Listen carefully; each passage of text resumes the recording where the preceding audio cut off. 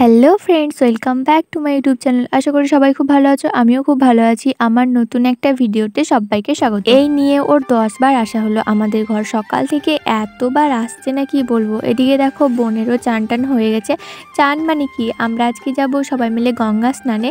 সেই জন্য সকাল সকাল উঠেছি মোটামুটি 5টার দিকে। আর তখন থেকে মিলে ঘরের যত কাজ আছে সব করে নিচ্ছি। বোন এদিকে চান টান করে পুজোটাও করে দিল। আর দেখো এদিকে আমাদের গাড়িও এসে গেছে। আর এখানে ঠাম্মি, আমি, মা, বুনু, জেম্মা 5 জন মিলে উঠে পড়েছি।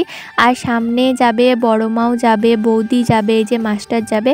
কিন্তু ওর রাগটা দেখো, ওর রাগের কারণ শুনলে না হাসবে। ও আসলে খুব উৎসাহিত ছিল যে ও আর কি সিটে বসে যাবে, কিন্তু গাড়িতে আর একটুও জায়গা নেই যে ওকে বসিয়ে নিয়ে যাব। আর একেই তো টোটো অনেক ছোট, তারপরে আমরা তিনজন করে পেছনে বসেছি। আর বড় মা তো পেছনে বসা হয়নি, ও সামনে বসেছে। সেই জন্য আর ওর মা ওকে খুবই বকছে। ওর মার কাছে তো যাচ্ছেই না, দিয়ে আমি ওকে বললাম ঠিক আছে তুই আমার কাছে চলে আয়। তো তারপরে দেখো আমার কোলে বসে গেছে, কিন্তু এত ওকে হাসানোর চেষ্টা করলাম ও কিছুতেই হাসছে না। এদিকে আমাদের রাস্তা শুরু হয়ে গেল। আমরা বেরিয়েছিলাম মোটামুটি 6:30টার দিকে। আর দেখো এখানে হচ্ছে আমাদের নদী, মাঝে আমাদের নদী পড়ছে তো, কিন্তু নদীতে এখানে কোনো ব্রিজ নেই। কিন্তু এই যে দেখতে পাচ্ছ না, যে নদীতে যদি কম জল থাকে তাহলে এভাবে হেঁটে পার হবে, কিন্তু যদি বেশি জল থাকে তার জন্য তো নৌকা আছে, তার জন্য তাহলে এই রাস্তায় যাওয়া হবে না, তখন অন্য রাস্তায় যেতে হবে। আর এই রাস্তাতে টোটোওয়ালারা মানে লোক নিয়ে যায় না, সাধারণত সবাইকেই নামিয়ে দেয়। আমরা বলে না যে আমরা হেঁটে হেঁটে যাচ্ছি আর লোক চেপে যাচ্ছে, সেরকম নয়, সবাইকেই নামিয়ে দেয় এই পার থেকে ওই পার পর্যন্ত। যেহেতু দুই পাশে জল আছে, কিছু যদি একটু হয়ে যায় না তাহলে একদম জলেই পড়বো। তো তারপরে দেখো সবাই মিলে হেঁটে হেঁটে নদীটা পার করলাম। আর এখানে আমি জেম্মার সঙ্গে হাঁটছিলাম, মানে আমার কি, আমি যার সঙ্গে পাই তার সঙ্গেই হাঁটি। তো তারপরে দেখো আবার আমাদের রাস্তা শুরু হয়। আর সকালবেলায় বেশ ভালোই লাগছিল, ঠান্ডা ঠান্ডা দিনও ছিল, সেই জন্য রোদটাও খুব একটা ছিল না। আর এতক্ষণে দেখো মাস্টারের হাসি বেরিয়েছে। ও ওর মায়ের কোলে বসেও যাবে না, ও কারো কোলেই বসে যাবে না, ওকে সেই জন্য দাঁড় করে দিয়েছি। ও বলছে কি আমি রাস্তা দেখতে দেখতে যাবো। তো আমি বললাম ঠিক আছে, সেটাই ভালো হবে, তুই দাঁড়িয়ে দাঁড়িয়ে যা। আর ও দেখো, ও তো জানো যে এমন এমন কথা বলে কি কেউ না হেসে থাকতে পারবে না। তো শুরু করে দিয়েছে, যখনই একটু ওর মুড ঠিক হয়েছে তখনই ও আরম্ভ করে দিয়েছে, মানে এমন এমন কথা বলছে, আমরা সবাই হাসছি ওর জন্য। আর এখানে মা বলছে ঠিক আছে এক কাজ কর, তাহলে তুই সিটে বস আর আমাকে কোলে নিয়ে নে, তাহলে আমারও আরাম করে কোলে বসে যাওয়া হবে। এই নিয়ে হাসাহাসি করতে করতে গেলাম পুরো রাস্তা। তারপরে দেখো আমরা পৌঁছে গেছি গঙ্গা স্নানের জায়গায়। আর এখানে দেখো যেহেতু আমরা সকাল টাইমে বেরিয়েছিলাম, তাই জন্য তখন খুব একটা লোক ছিল না। খুব একটা লোক বলতে মানে তোমাদেরকে একটু পরে দেখাবো যে কতটা লোক হয়েছিল। আর এখানে জলটাও বেশ ঠিকঠাকই ছিল, অনেকটাই ছিল, যেহেতু কদিন থেকে জল হচ্ছে সেই জন্য জলটা কম ছিল না।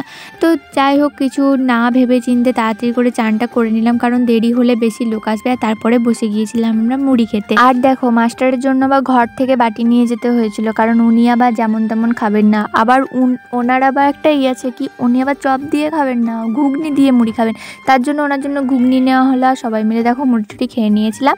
আর এবার তোমাদেরকে লোকটা দেখাচ্ছি, দেখো কতটা ভিড় হয়েছিল। তারপরে এখন বাজে মোটামুটি 10টা 10-15, আর তখন লোক দেখো এত লোক এসেছে। তো আমরা ওটাই বলছিলাম যে আমরা এমন সময় এসেছি যে অতটা ভিড়ও ছিল না, আবার দোকানগুলোতে অত ভিড় ছিল না, নাহলে মুড়ি খাওয়ার না জায়গা থাকতো না এমন অবস্থা, আর চান তো করতেই পারতাম না।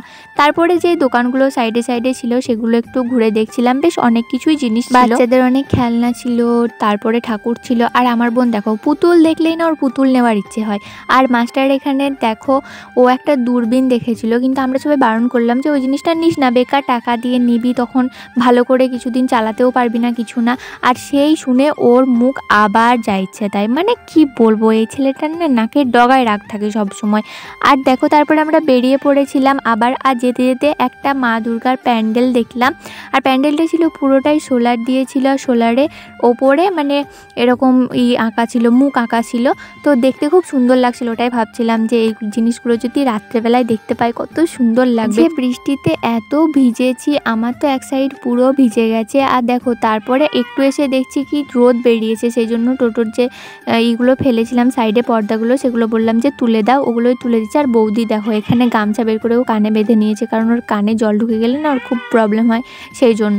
তারপরে 2 ঘন্টা রাস্তা আসার পর অবশেষে আমরা ঘর এসে পৌঁছালাম। আর যে যার গঙ্গা জলগুলো বের করে নিচ্ছে। আর টোটোওয়ালা দাদা বলছে যে আমরা যদি বলি যে আমরা পুরো রাস্তা জলে ভিজতে ভিজতে এলাম সেটা কেউ বিশ্বাস করবে? আর সত্যিই তাই, আমরা বলছি যে আমরা জলে ভিজতে ভিজতে এসেছি। তো বাবা বলছে কেন রে, তোর হাত পা কি করে ভিজলো? তাই বলছে। তো আমরা বললাম কি রাস্তাতে জল হচ্ছিলো সেই জন্য জন্য। তো বলছি এত রোদে কে বিশ্বাস করবে যে জল হচ্ছিল, দেখো কি অবস্থা। আর এখানে আমি জলগুলো সব বয়ে নিয়ে যাচ্ছি, অনেক জল এনেছি জানো। আসলে যতই জল নিয়ে আসি গঙ্গা জল কিন্তু যায় না পুরো বছরটা, তখন মনে হয় যে আর 2-4 বোতল নিয়ে এলে না ভালো হতো। তারপরে সব জলগুলোকে ঘরে নিয়ে চলে এলাম এখানে। আর দেখো এখানে বাবাও বাজার গেছিলো আর আমরাও এলাম আর বাবাও এলো।